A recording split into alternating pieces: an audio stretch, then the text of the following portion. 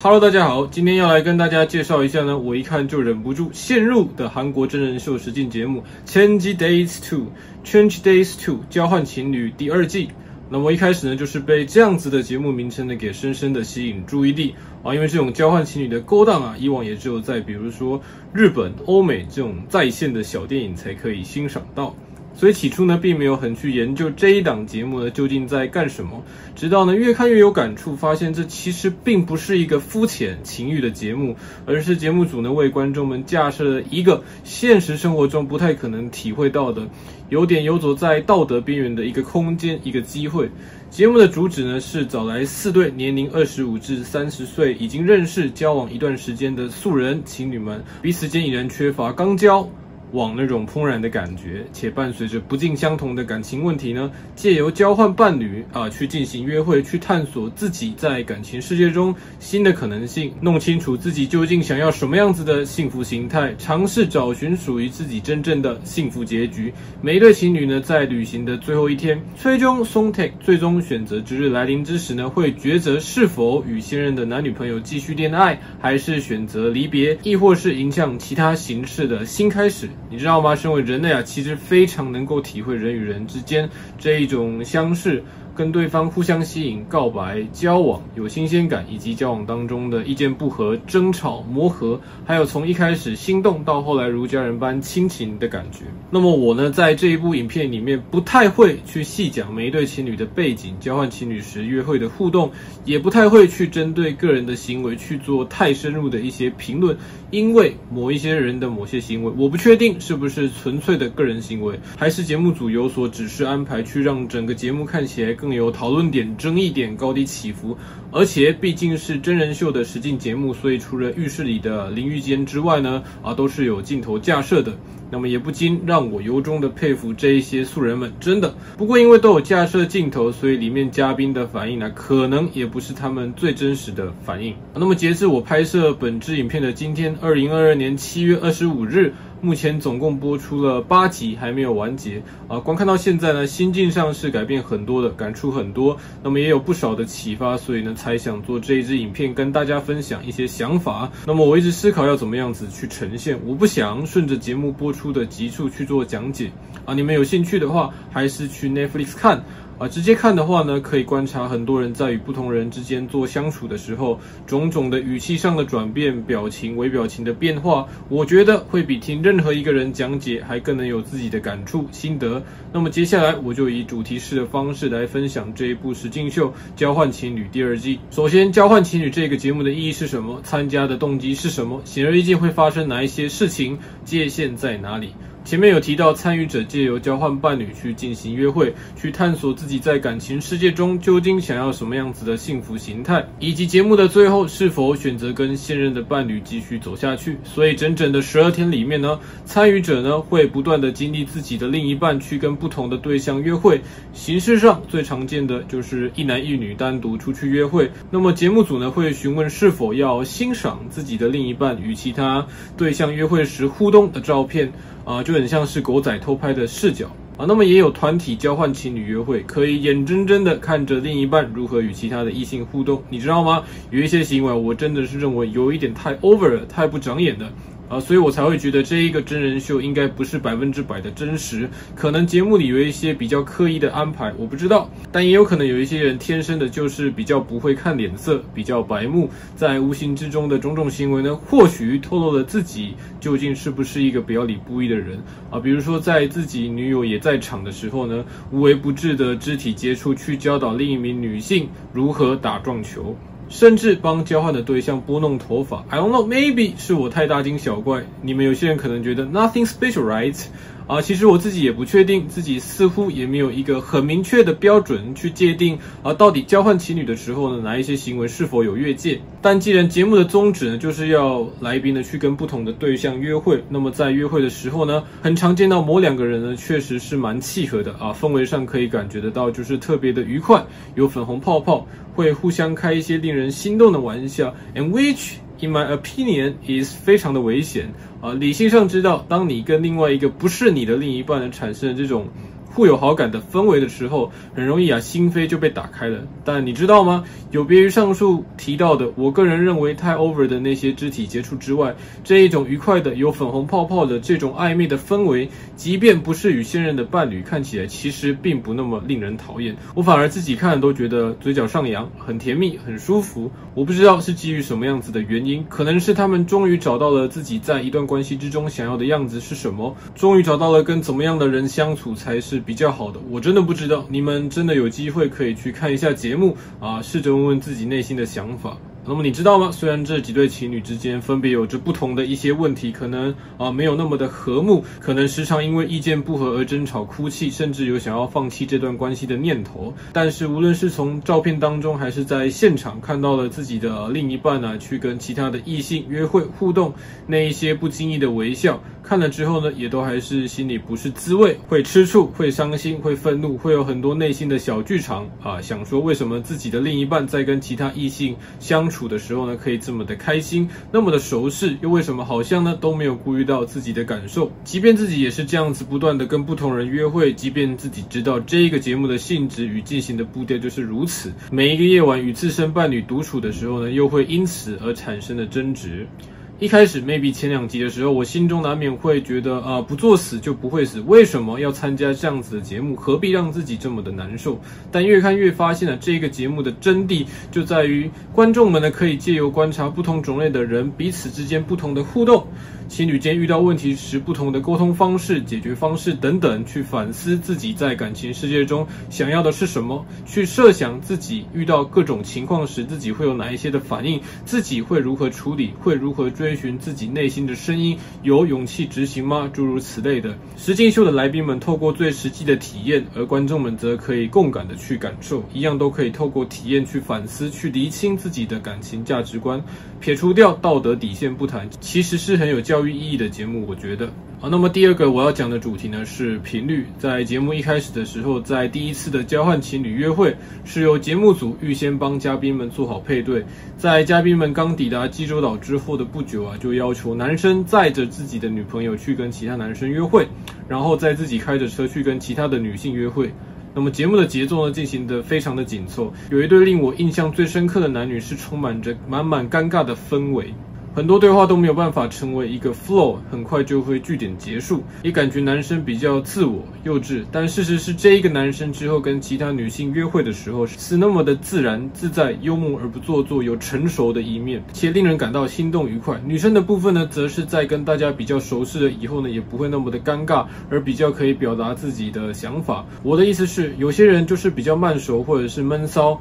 需要时间相处才能够比较的做自己，比较自然。这一点我相信大家在日常生活中的经验里呢，比较可以体悟到，对吧？但比较多人或许比较会忽略的是，我们在面对不同人的时候，自己所展现出来的样子也会随之而改变。在节目当中可以发现到，每一个人在与自己的现任伴侣之间、交换对象之间，或是在大家面前时呢，会因为相处的对象不同、场合不同，而有不一样的表现模样。比如可能因为自己的现任不是一个遇到症结会倾向进行沟通的人，而使得原本在其他人面前可以成熟表达想法的自己，在另一半面前呢，只能用幼稚的方式尝试沟通。这一点我也希望大家可以透过实际去观看节目而有一些心得，去回想一些自己过去的恋爱经验里面，是不是有时候对自己的伴侣会有一些不谅解，会有一些疑问或猜忌，可能可以提供不一样的观点。接下来第三个主题是心动 vs 熟悉，其实就是上一个主题的延伸题外话，你知道吗？在一段关系里面，性格上有一些人就是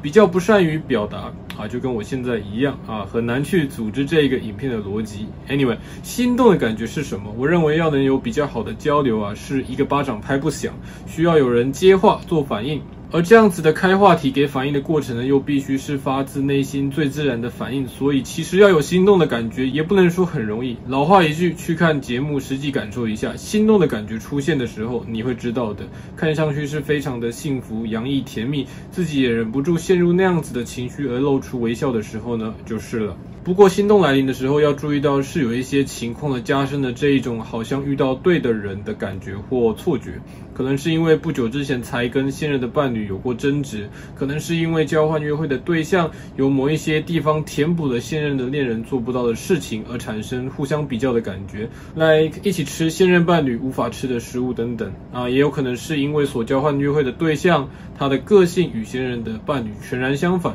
而体验到全新的感受。节目中有一段在交换对象约会的时候，女方说到自己不知道该选择心动还是熟悉自在的，男方的回复呢，我觉得说得很好。如果想得太复杂，其实什么都做不了。我会试着和心动的人相处，试着去确认心动是不是一时的，还是可以延续的。没错，心动的感觉呢，会随着时间的流逝和与另一半的相处，最终也会成为熟悉。哪一对情侣最一开始交往的时候不是因为心动而开始的呢？这个问题的本质与答案呢，的确值得我们深思。好，那么第4个主题是关系中该避免的行为，我的看法。这个部分呢，我会提出几个在实境秀当中，我认为情侣之间在一段关系里面该避免的事情，篇幅可能会稍长 ，anyway。那么第一个不妥的行为呢，是把双方之间的私事跟第三人讲，特别是在另一半也在场的时候。对，你没有听错，在另一半也在场的时候，把情侣之间的私事讲述给认识没几天的实境秀其他参与者。我不知道为什么会有人这么的自私 ，maybe 你真的已经受够了你的另一半，但为什么不直接分手呢？把双方之间尚未解决的问题公布出来给其他人公审吗？能够解决什么问题吗？在场聆听的第三方参与者又该附和你先吗？完全不给自己另一半的面子是十分鲁莽且不尊重的行为，至少我是这么认为的。第2个不优的行为也是同一位男性所表现出来的。总之，他提到了他会开车接送女方上下学，迎合女方喜欢吃的食物、用餐，诸如此类的并且提到了女方好像视为理所当然，并没有因此而感到感谢过，说自己在这一段关系中不断的牺牲。如果说为自己的另一半付出是一种牺牲的话，这么心不甘情不愿，那其实大可不必，是吧？当然，我认同最理想的情况应该是一方付出的同时，另一半也能发自内心觉得感激，并且表达出来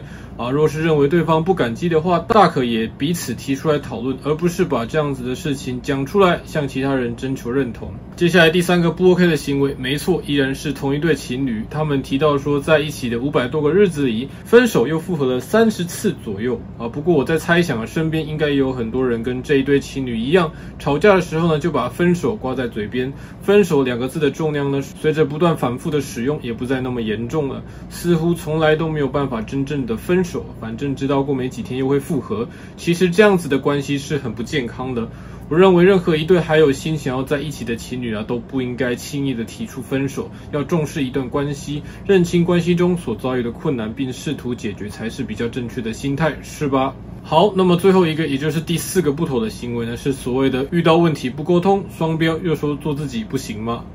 其实这一点的定义呢，如此的狭隘又明确呢，主要是这一个实境秀节目里有一位职业是幼稚园老师的女来宾网络上的讨论度也很高。所谓坊间说的绿茶婊，很多的行为都比较令人愤怒。有兴趣的话，一定要去收看。不过也正因为如此，整个节目才能更有话题，更高潮迭起来。我觉得。好，言归正传，这一位幼稚园女老师呢，给我的感觉就是没有真的很喜欢她的现任男友，当初是现任的男友呢比较努力的追求，才想说交往看看的感觉的关系。来到节目里呢，其实感觉没有要厘清自己在一段关系中的定位，反倒是打从一开始就以相亲为目的，会不断的跟其他交换约会的对象有很多不必要的肢体接触，而且也很会用娃娃音之类的音调撒娇。虽然自己总是主动的与其他男来宾进行偏亲密的互动，却不能忍受自己的男友跟其他女性交换约会时所表现出开心的样子，而且情绪很容易上来，情绪来了之后呢，又拒绝跟自己的男友沟通，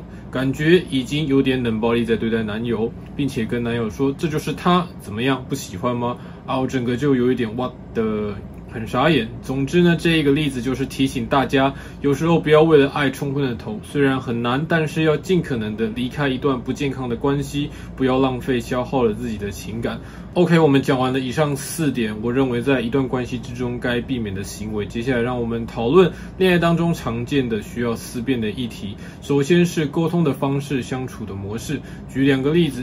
比如节目当中有一对情侣因为过去女方曾经不告而别的消失，导致双双方在复合，也就是重新交往之后呢，双方心里一直有很深的芥蒂，或是说心结无法排解。男女皆表示无法全然的信任对方，且女方自此害怕跟男友讨论关系中所遭遇的问题，害怕跟自己的恋人讲话，生怕又伤害了对方而导致分手。所以只要碰到任何可能让男友觉得不愉快的事情，都倾向选择隐瞒、不提出、不深谈，单方面的认为怎么做会对另一半比较好，没有办法有效的进行沟通对话，使得情绪与不满一直累积。与这一对男女形成鲜明对比的另一组情侣，则是双方呢虽然都能够有话直说，但却又容易陷入比较以自己为中心，无法消化对方所传达讯息的一个状况，觉得对方怎么可以怎么样，常常因为小事情呢就争吵得不可开交，而且男方很喜欢翻旧账，导致后来虽然女方态度比较软化，想要把话给说开，男方就很容易劈头就说，跟你交往这么久以来呢，一直都很希望你怎么样，为什么你可以我不行，不公平之类的，然后气氛呢又直转而下。总之这两对这样子看下来啊，可以发现到情侣之间的沟通真的是一门学问，表达或不表达都可能造成问题，又与双方过去的互动经验及对恋人的期许等等的环环相扣，造成不尽相同的相处模式。再来是人生节奏不一样的问题，有一些情侣之间就算年纪差异不大，不过可能遇到工作产业不同，一方已经出社会工作，一方还在念研究所，或是男方去当兵等等的情况，造成生活圈、聊天话题、价值观、相处时间等等都大相径庭，而产生 gap。这边举个例子，是节目里有对情侣已经交往了很多年，男方曾经逐梦过做过偶像，却没有很成功，而且推迟了入伍的时间。韩国现在当兵的时长呢是1年半，使得女方犹豫呢是否要继续跟男生走下去。那么其实双方都蛮深爱着对方，相处上呢也没有太大的问题。上了节目来咨询过很多人的意见，却都是统一口径，觉得关系无法持久，听了感觉心都要碎了。我自己觉得征询意见呢固然没有问题，但最终还是得由双方尽量沟通，试图取得共识，深思之后呢再做决定会比较恰当。好啦，最后来为这一部影片做一个总结。以上我所提出的想法或心得，如果有错误或不尽完善的地方，还请多多的包容，也不吝指教。那真的很推荐大家可以去追看这一个实境秀节目。不得不佩服节目的剪辑手法呢，还有音效的搭配，一度以为自己在看连续剧，非常的有代入感。绝大部分的情侣因为相爱而在一起，但随着热恋期过了，还有相处时间变长之后，或多或少都会面临一些问题，可能意见不合，犯过一些错等等。虽然沟通可能带来争吵，但是不沟通一定没有办法解决问题。我相信只要愿意聆听并懂得使用说话的艺术，都可以维持比较和谐的状态。若是思绪没有整理好的话，也务必让对方知道，清楚表达自己的想法，也试着理解对方所在意的事情。祝福大家都可以有其人终成家属。有任何想法都欢迎留言一起讨论哟。下一支影片再见，拜拜。